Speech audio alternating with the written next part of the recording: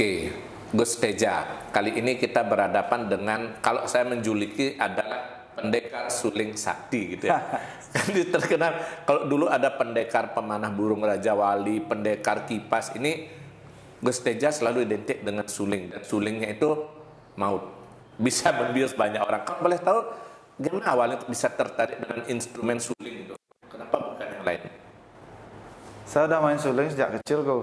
Jadi instrumen alat musik pertama yang saya kenal ketika kecil sebelum mengenal gamelan dan alat musik lainnya adalah suling. Waktu itu saya masih ingat ada suling ya di sebuah anyaman bambu. Itu saya coba mainin gitu. Saya coba tiup. Umur berapa itu? Umur saya lupa kok. Tapi belum sekolah.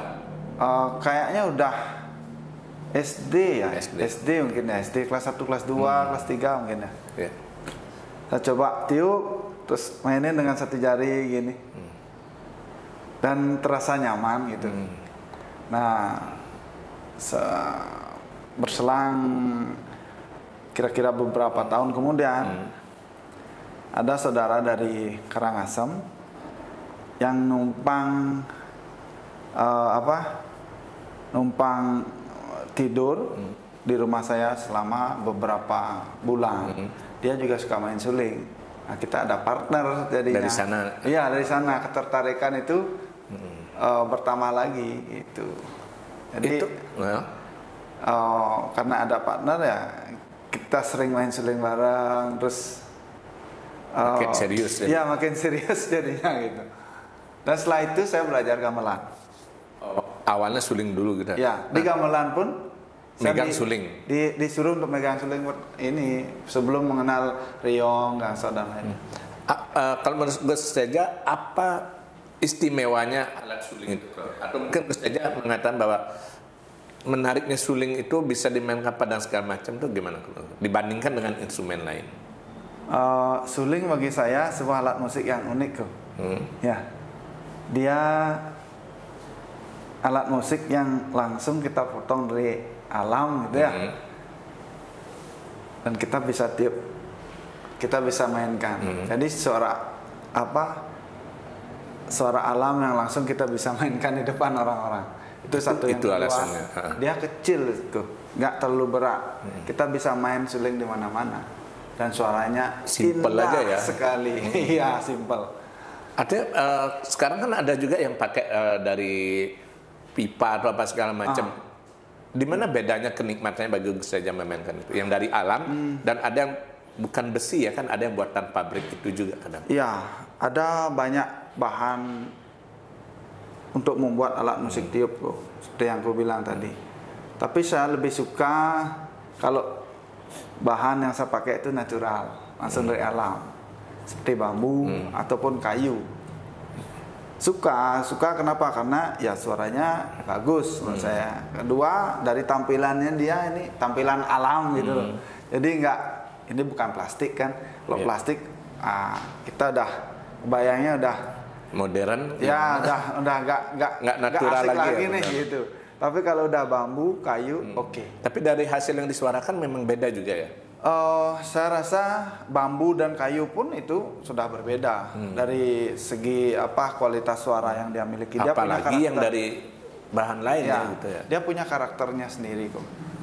Saya pembuat alat musik juga, jadi kalau saya buat alat musik tiup dari bambu ataupun dari kayu itu memang beda. Mungkin itu nggak alasan Gus Teja akhirnya cenderung lebih suka alat musik yang Gus Teja mainkan itu diproduksi sendiri, dibikin sendiri dan dari alam. Itu alasannya mungkin. Ya, jadi gini kok. Kalau kita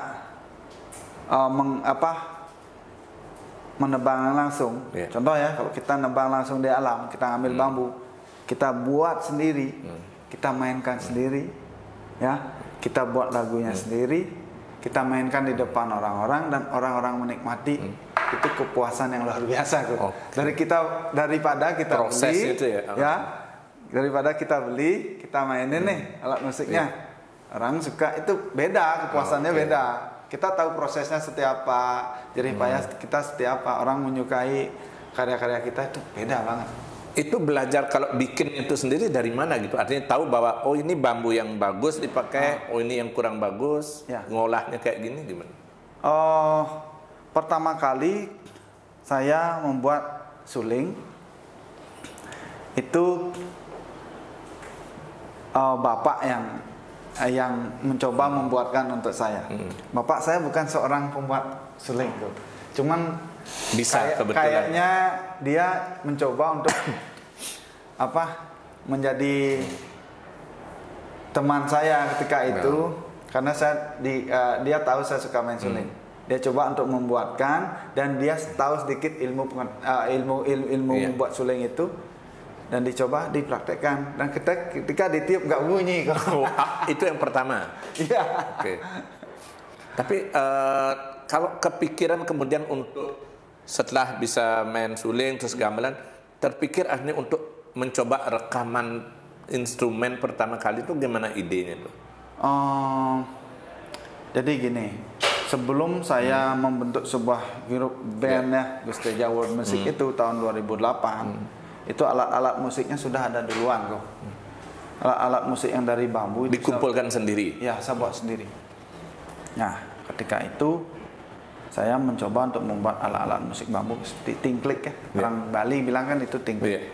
Saya coba buat, sulingnya saya juga buat.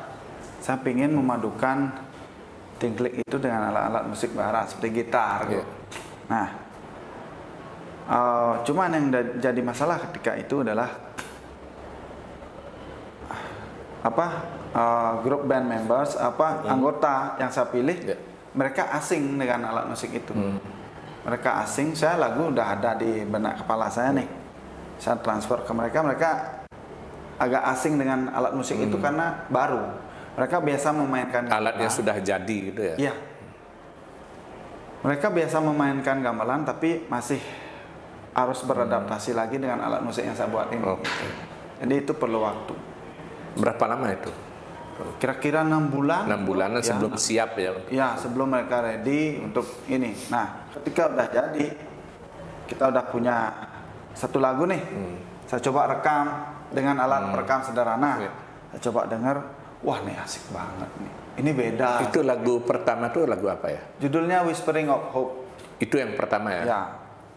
Di album pertama saya ada itu kok. Ya, sebelum Morning Happiness itu duluan ya? Itu dulu pertama. Saya coba rekam dan saya dengar, wah nih asik banget nih. Ini beda nih. Saya rasa nih ini sesuatu banget nih. Tapi tidak direkam di studio ya waktu itu? Enggak. Saya rekam di rumah aja sederhana. Terus kita coba buat lagu lain lagi. Udah hampir terkumpul 8 lagu. Saya kasih dengar teman-teman, gimana menurut kamu nih? Wah, asik dia bilang, asik ya. Terus kita saya coba untuk merekam karya-karya ini secara profesional dengan uang tabungan ketika itu ya, uang celengan pernikahan kok ya. Jadi dengan usaha yang lobby luar biasa ke istri juga gitu. Biar akhirnya, dikasih make dulu. Ya, akhirnya dikabulkan. Dan jadi, tapi pada masa itu kan orang masih berpikir bahwa apa iya jualan instrumental bisa menguntungkan. Orang berpikir lagu. Tapi waktu itu Gus Teja berpikir merekam dan ternyata di luar dugaan bisa diterima. Nah itu gimana ada Gus Teja bisa mematahkan anggapan orang bahwa instrumental itu membosankan itu? Waktu itu saya hanya mencoba untuk merekam dengan tujuan saya ingin punya dokumentasi gitu aja. Sederhana itu aja ya, awal. Punya dokumentasi karya dan saya baru tahu ketika CD itu udah masteringnya udah jadi kok. Kita mau nyetak nggak boleh kurang dari 1000. Dan nyetaknya pun harus di Jakarta. Betul. Akhirnya saya ikuti alur itu. Kita cetak ke Jakarta, dari Jakarta kirim ke sini, saya buat covernya di Bali. Betul. Nah di rumah saya packing sendiri di rumah, packing sendiri, ambil CD-nya packing sendiri, dan nggak tahu harus dibawa kemana itu gitu, 1000 CD ini gitu. Masih istilahnya coba menawarkan ke toko-toko waktu itu? Belum ke toko, karena saya nggak tahu jalur untuk nawarin ini gimana gitu. Di kampus saya nggak diajarkan Marketing itu ya? bagaimana memanage karya itu nggak ada. Nah, ketika album itu udah jadi, ada CD nih. Iya. Yang saya ingat pertama adalah teman. Iya. Ada yang nggak mau beli nih, gitu. Saya kasih teman, ada yang minta, ada yang beli dengan harga 10.000, 5.000, ada yang 50.000. Ada yang nggak matok harga waktu itu, ditawarin aja gitu ya? Enggak, saya tawari aja. Terus ada yang lupa bayar, banyak bahkan ya. Nah, Atau pura-pura lupa ya? nah dari sana saya coba untuk wah gimana kalau ke toko CD nih gitu. Nah toko CD saya coba jajakan ke toko CD. Waktu itu di Ubud kok pertama. Di Ubud ketemu ownernya langsung, beruntung banget kok. Ya. Nah ketemu dia, Pak saya mau Titip CD, titip CD edaran. di sini ya. Konsinyasi ya, dia bilang, wah ini istilah apa nih konsinyasi? Belum tahu waktu itu ya. Tahu. Konsinyasi itu apa? Pak, tolong dong itu apa maksudnya Pak? Kamu jual CD di sini, saya jual ngambil persentase aja. Boleh Pak. Tapi saya harus dapat CD gratis satu ya, untuk kita play di sini, diputar di sini.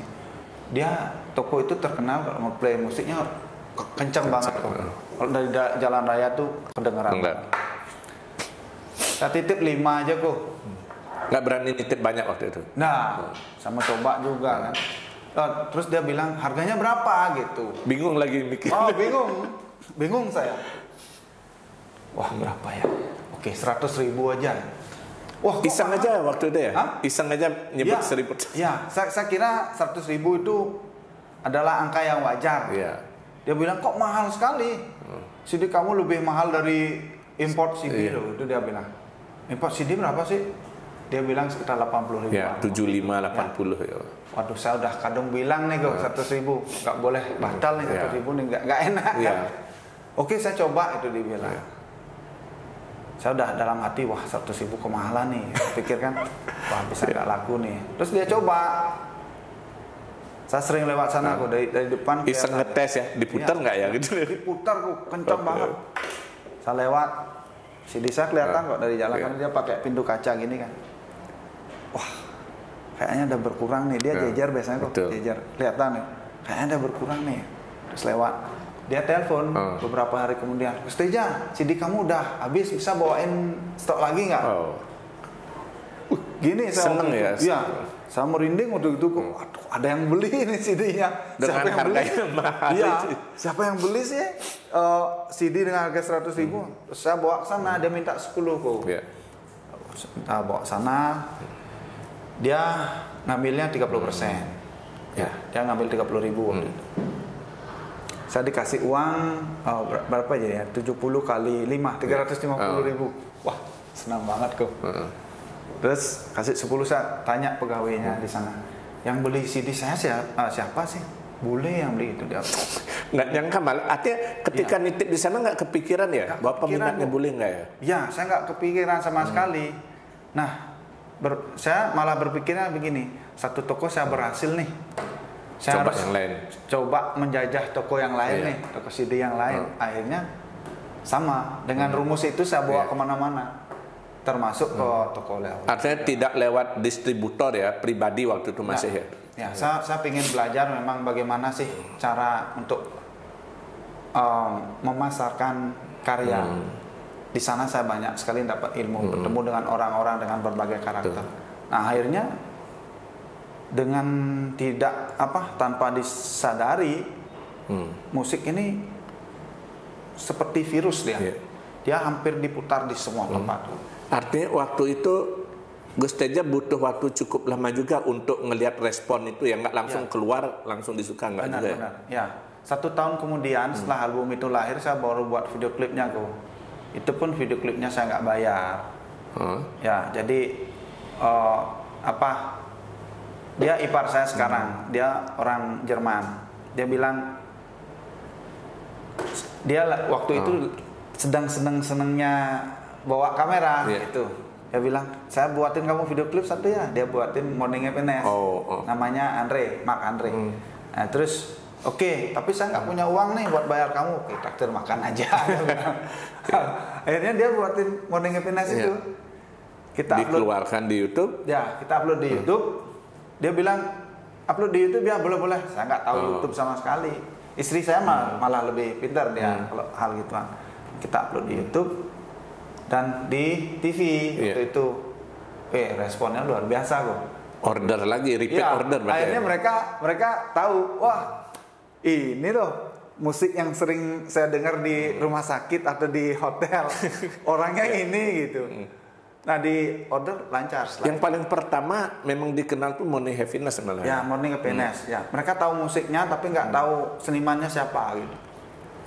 Artinya orang lebih tahu, oh ini musik, tapi ya tampangnya kayak apa orang belum tahu. Gitu. Mereka nggak tahu. Artinya waktu itu pun Gus Teja belum banyak tampil ya membawakan lagu itu ya? Iya, jadi saya hanya tampil ketika itu di orang nikahan. Di pertama kali saya dibayar itu di Padang Samyan kok. Orang nikah. Kita dibayar waktu itu 1,5 juta kalau nggak salah ya. Udah seneng sekali ya? Wah, seneng banget. Nah dari sana nyebar jadinya. Jadi orang mungkin karena mereka, kok unik musiknya, jadi ada job lagi. Itu sampai berapa keping jadinya dicetak ulang itu? Yang Morning mana? Happiness. Kalau Album pertamanya. Kalau kita hitung sih nggak per album, tapi ke semua album sekarang udah lebih dari 100.000 kok. Semua album. Ya. Totalnya berarti yang Sundaran, Sundara. Yang terakhir Sundara ya? Iya. Itu yang keberapa? Itu yang keempat, Sundara. Total semua album 100.000 ya? Lebih dari 100.000. Kalau lebihnya kita nggak hitung tuh. Kalau sederhananya orang hitung-hitungan, wah, Gus Teja udah kaya dong dari musik ini kan? Gimana kira-kira? Orang kan sederhananya pikir, 100.000 kali sekian, udah jadi miliarder dari musik dong, gimana? Ya lumayan lah. Saya ada villa sekarang. Nah ini nggak artinya kalau dipikir-pikir orang ngelihat bahwa semula kan instrumental itu nggak asik kan, orang hanya itu cuma dengar, nggak bisa lihat orangnya. Tapi tiba-tiba kemudian menjadi booming, bahkan akhirnya setelah Gus Teja muncul kan banyak yang mencoba mengikuti. Nah akhirnya Gus Teja kepikiran nggak, artinya berpikir bahwa ini ladang bisnis yang memang harus tetap dijaga gitu, termasuk untuk tampil itu gimana? Jadi saya nggak melihatnya ke materi melulu sih kok ya.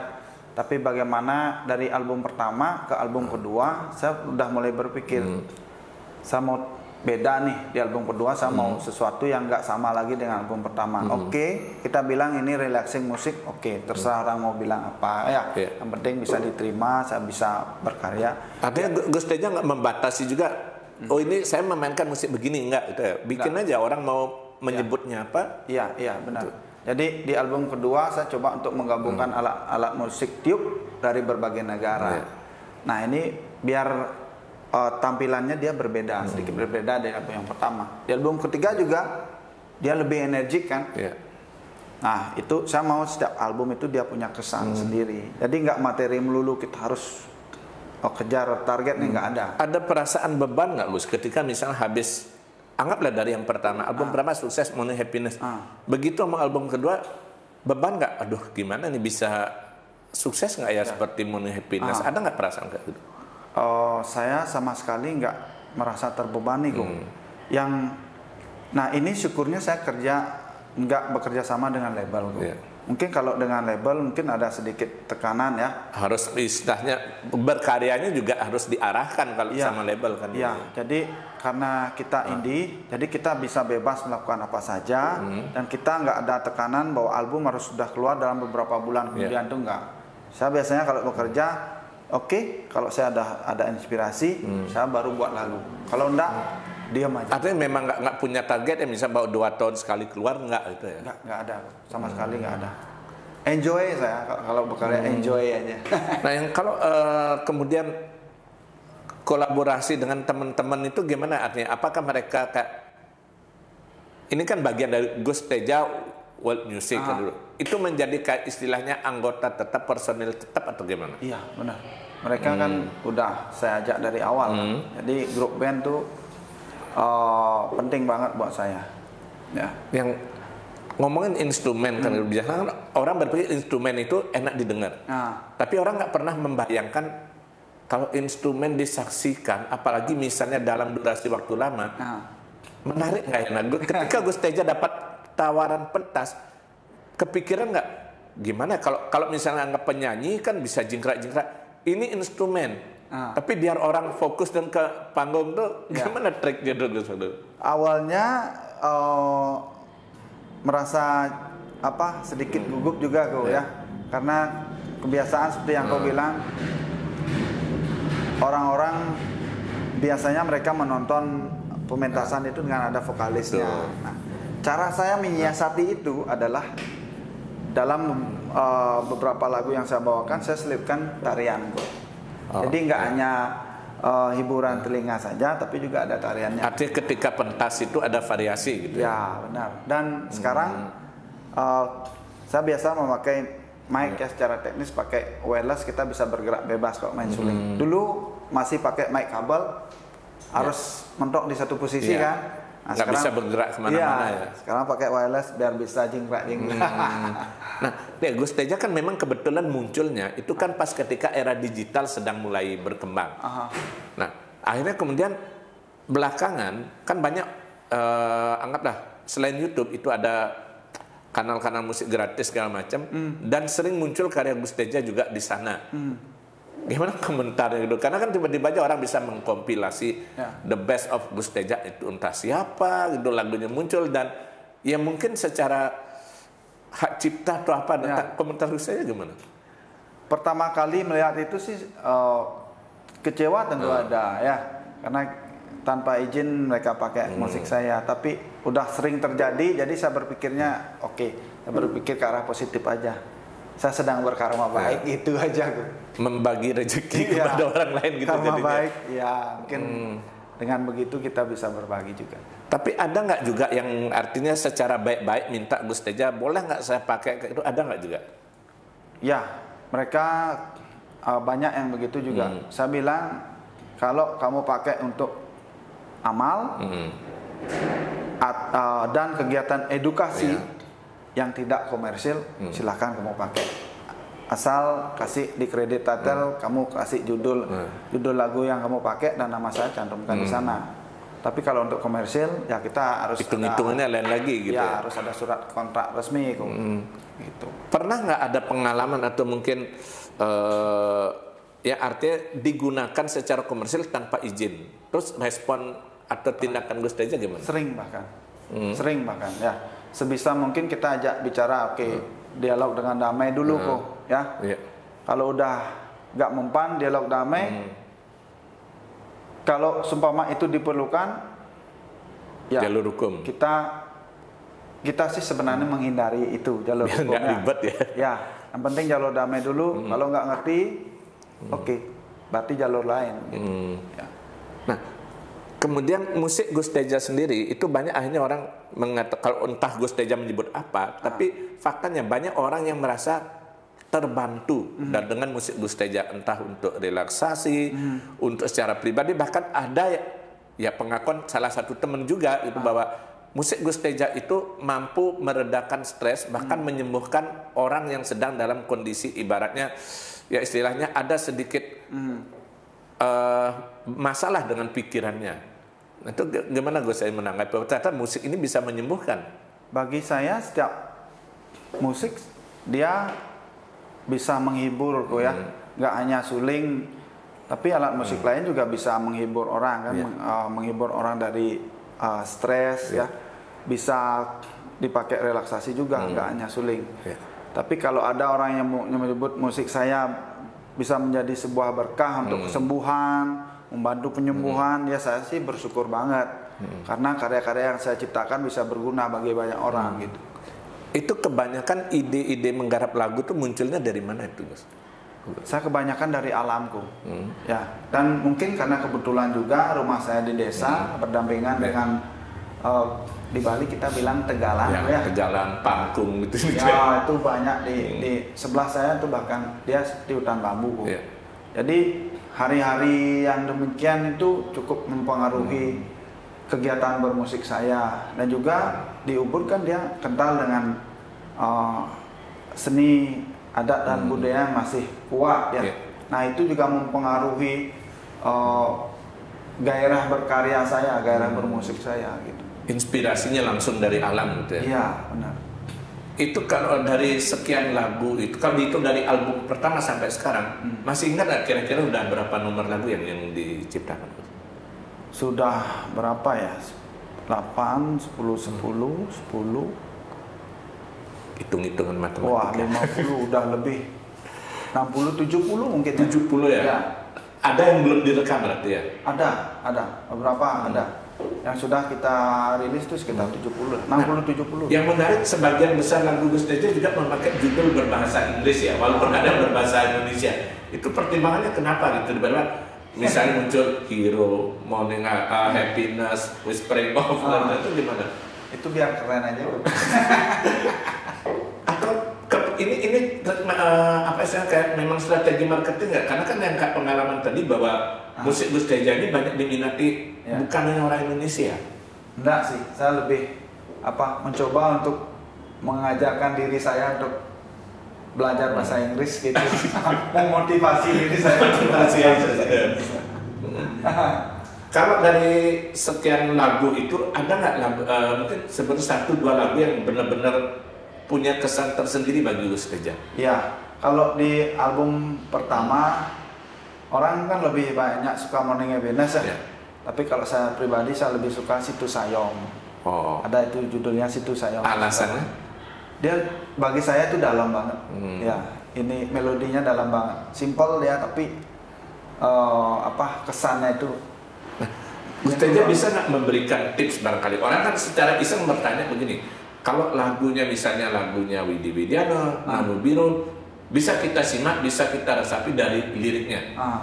Ini lagu Gus Teja instrumental. Bagaimana kita bisa menangkap pesan dari lagu itu? Ada tips nggak barangkali gitu Gus Teja? Saya yakin ya ketika saya berkarya dengan hati saya yang paling dalam, orang pasti kan menerima karya itu dengan sepenuh hati juga, nggak cuma lewat telinga ya. Dan saya yakin juga ketika karya itu sudah bisa berkomunikasi dengan pendengarnya, mereka akan terbawa alur tentang maksud dari karya itu tanpa saya sebutkan judulnya. Artinya lagu itu tidak harus secara verbal ya dengan teks kayak gitu, nggak perlu ya? Ya, menurut saya begitu. Pernah satu ketika saya pentas di Taiwan, saya membawakan beberapa karya saya. Mereka di sana kan nggak ada ini subtitle atau apa? Jadi setelah pentas saya disamperin sama salah satu dari mereka. Mereka bilang karya kamu menyentuh sekali. Saya merasa perasaan saya ini adalah seperti ini, itu dia bilang. Artinya saya tanpa menjelaskan arti dari lagu ini mereka udah tahu. Itu artinya karya ini sudah bisa berkomunikasi dengan pendengar. Itu mungkin yang masalah musik itu universal gitu jadinya. Iya, benar. Nah, belakangan termasuk single terbaru Gus Teja kemarin yang ketika dirilis, saya lupa judulnya. Fatsalia. Itu Gus Teja mulai boleh dibilang yang melebarkan sayap atau mulai mencoba istilahnya terus berinovasi, memasukkan unsur musik yang lebih modern, orkestra. Nah itu pertimbangannya bagaimana Gus? Tidak hanya di Fatsalia ya, sebelum itu juga saya sudah berkolaborasi dengan orkestra.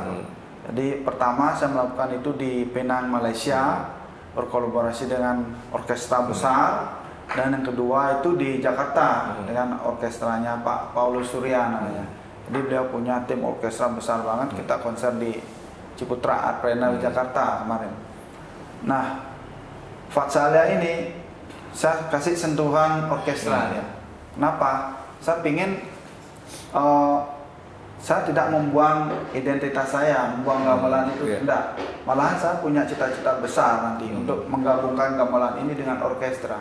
Nah, karena sekarang situasi masih pandemi masih pandemi, kita nggak bisa melibatkan banyak orang, dan dari segi pendanaan juga kita masih mencari sponsor, tapi saya akan lakukan itu suatu saat nanti.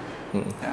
Nah, setelah pemunculan Gus Teja itu kan kita nggak bilang pengekor lah, karena kan namanya seni siapa aja bisa. Tapi Anda kan setelah Gus Teja ada beberapa yang muncul yang serupa menawarkan instrumental, atau bahkan ada yang berusaha mirip seperti Gus Teja. Itu pendapatnya gimana gitu kalau menurut Gus Teja? Yang berusaha meniru Gus Teja gitu. Saya senang banget malah. Dulu saya masih ingat ketika zaman saya mendirikan Gus Teja World Music ini ya, pemain suling itu hanya bisa dihitung dengan jari. Gak ada yang mau main suling. Kalau di gamelan itu biasanya orang paling suka main asalkan jangan suling. Main suling wajah tampak jelek itu dalam hati. Iya, karena gamelan itu gak ada yang mau main suling. Karena pipi harus kita harus niup kan, pipi terlihat lah ya. Yang jadi idola biasanya pemain kendang, pemain ugal ya.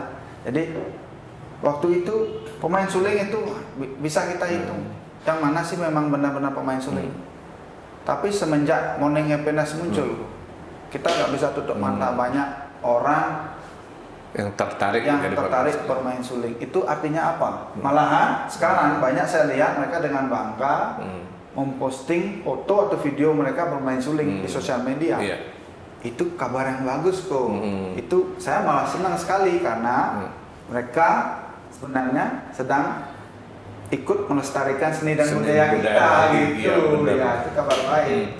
Nah, yang ini juga kalau di Gus Teja kan bukan hanya soal bermusiknya yang terus bereksplorasi ya, tapi yang saya tahu juga jarang ada musisi, penyanyi yang sampai istilahnya di tengah kesibukan bermusik menyempatkan diri untuk menimba pendidikan yang lebih tinggi. Dan Gus Teja bergelar magister seni. Bahkan kalau nggak salah tesisnya juga tentang alat musik tiup ya. Nah itu sebetulnya sampai bela-belain kuliah lagi sampai bergelar S2 itu mau nyari apa sih gitu. Dulu itu tahun setelah kelahiran album yang pertama kok. Jadi memang sebelum itu kok ya, saya dulu kuliah di ISI Denpasar. Memang dari dulu pengen banget jadi dosen kan. Nah, setelah saya tamat kuliah, dosen katanya harus S2. Nah, ada kesempatan buka di sini untuk S2, saya belajar 2 tahun. Ada bukaan dosen yang mendaftar untuk jurusan itu cuma saya aja kok. Saya sendiri untuk jurusan itu. Nah, saya udah berdoa nih, Tuhan, kalau saya berjodoh jadi dosen, mohon mudahkan. Tapi kalau tidak berjodoh jadi dosen, dialah tetap jadi musisi. Ya, saya ingin jadi musisi seperti yang sekarang. Jangan luluskan saya. Akhirnya saya nggak lulus kok. Padahal yang cuma 1 ya. Iya, saya nggak lulus ya. Jadi saya dengar kotanya itu dikembalikan lagi ke Jakarta gitu ya. Saya nggak lulus. Saya berarti wah Tuhan menjawab doa saya. Artinya jawabannya kamu nggak cocok jadi dosen. Tetap jadi musisi aja gitu ya. Sekarang saya malah berpikir, bukan sekarang ya, tapi setelah itu beberapa bulan setelah itu saya berpikir, kalau seumpama saya jadi seorang dosen ataupun pegawai negeri sipil, saya nggak akan bisa sebebas sekarang. Maksudnya gimana? Konser kemana-mana saya harus minta izin atasan kan? Ya. Apalagi keluar negeri. Apalagi keluar negeri ya. Jadi saya baru dengar ini ketat sekali sekarang. Jadi menjadi musisi seperti yang sekarang ini mungkin sudah jawaban Tuhan. Dan menjadi musisi seperti sekarang juga toh dari segi keuangan juga nggak jelek-jelek amat gitu loh. Dan buktinya ya itu tadi pencapaian soal album CD terjual 100.000 itu sangat jarang loh. Apalagi kalau boleh dibilang ya mungkin ya kalau kita lihat referensi di Wikipedia, musisi-musisi top luar negeri pun ya mungkin hanya puluhan ribu ya dalam bentuk CD di kondisi sekarang. Ya udah memang takdirnya di musik barangkali ya. Ya mungkin kok ya. Jadi dari sana juga saya belajar bahwa menjadi musisi kita juga bisa kita juga harus bisa mempunyai sesuatu itulah. mempunyai sesuatu, bukan kaya raya ya, Iya. tapi kita juga harus sedikit mapan, biar orang-orang nggak memandang remeh musisi, kerjaan musisi. Jadi saya juga punya properti kok dari hasil jualan CD itu. Artinya memang harus berpikir bahwa istilahnya bukan yang ngajarin kan, tapi artinya bahwa ketika kita dapat masuk, kita memang harus ibaratnya orang bilang sedia payung sebelum hujan gitu ya. Benar. Bagaimana kita bisa manage karya kita dengan baik agar Bisa menghidupi gitu, kita dan keluarga. Setidaknya kita bisa survive dari situasi-situasi yang mungkin menantang ke depannya gitu. Itu kan tadi kalau berbicara soal CD ya. Ya. Kalau secara digital itu gimana kira-kira peluang penjualannya Gus? Lewat kanal digital kan banyak sekarang. Ya, itu memang sejak dulu kita udah bekerja sama dengan saya publishingnya CD Baby namanya Go ya. Jadi dari CD Baby itu dia menyebar ke Spotify, ke iTunes, Apple Music, Deezer, apalagi itu banyak sekali, ratusan itu Go ya. Jadi kita udah merintis itu sejak dulu. Sebelum awal mulai rekaman itu ya. Setelah album Morning Happiness itu lahir, ya beberapa bulan kemudian kita udah melakukan itu. Jadi sekarang saya baru tahu manfaatnya bagaimana. Karena apa? Dalam kondisi pandemi seperti sekarang, itu yang bahkan bisa menyelamatkan, gitu, menyelamatkan kita sekarang. Karena CD udah nggak jalan sekarang kok. Karena apa? Orang CD player udah nggak ada sekarang. Toko juga nggak ada. Gitu Toko juga tutup. Wisatawan kesini juga terbatas.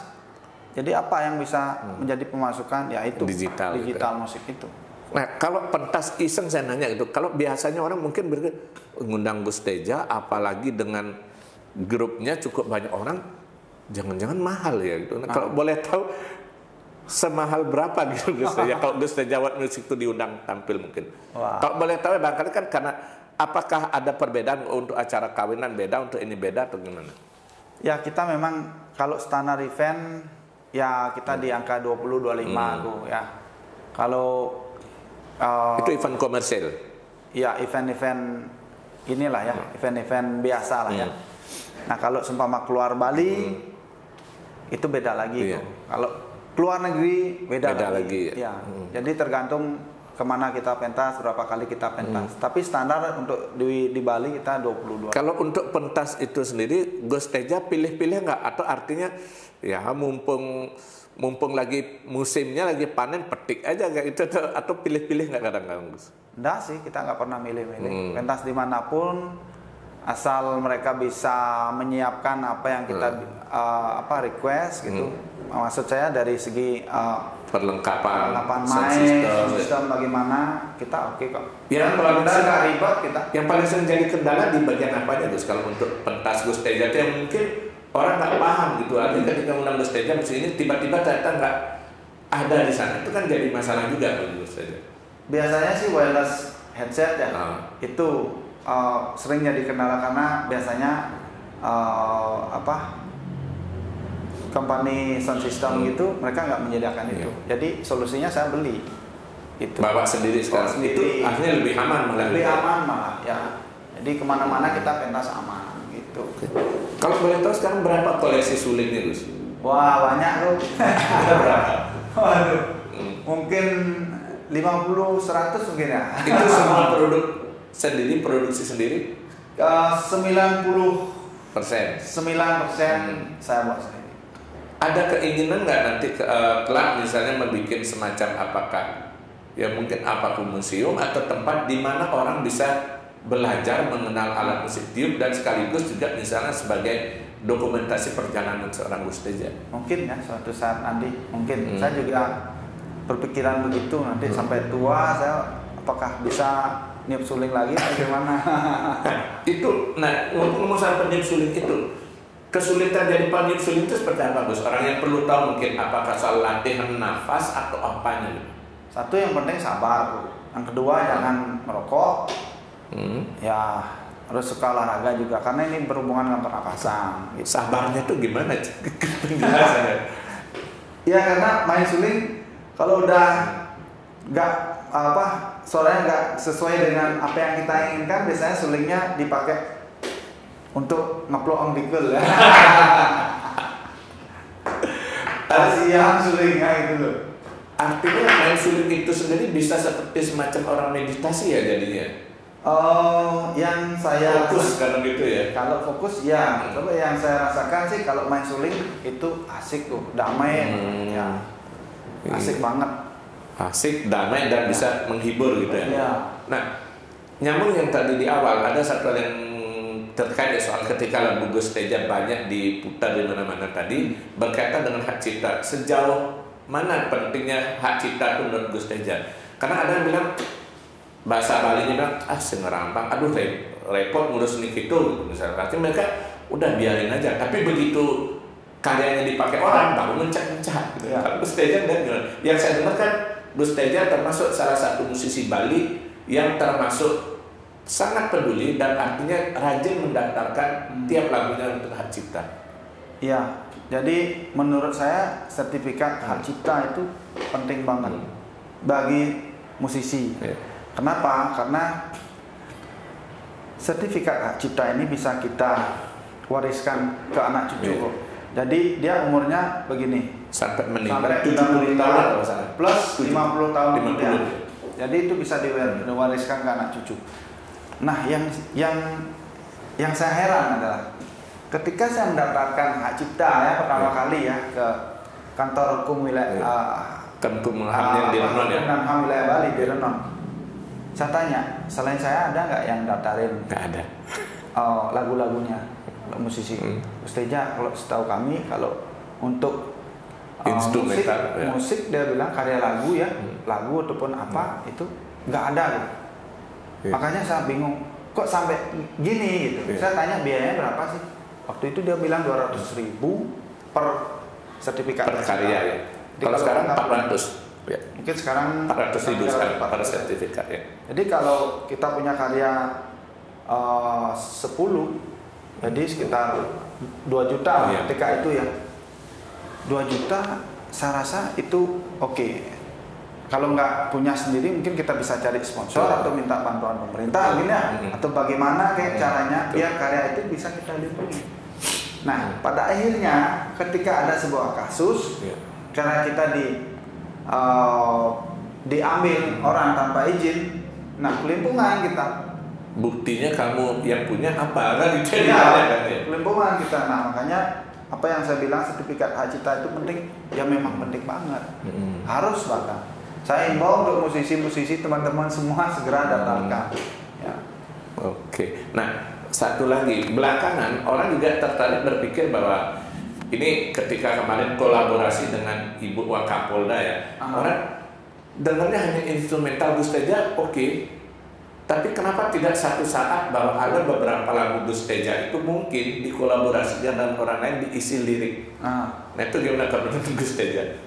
Seperti lagu yang kemarin ya, yang Ibu Wakapolda apa? Ya kebetulan Ibu Wakapolda beliau suka menyanyi ya, dan saya lihat karya-karya beliau juga suka menciptakan lagu.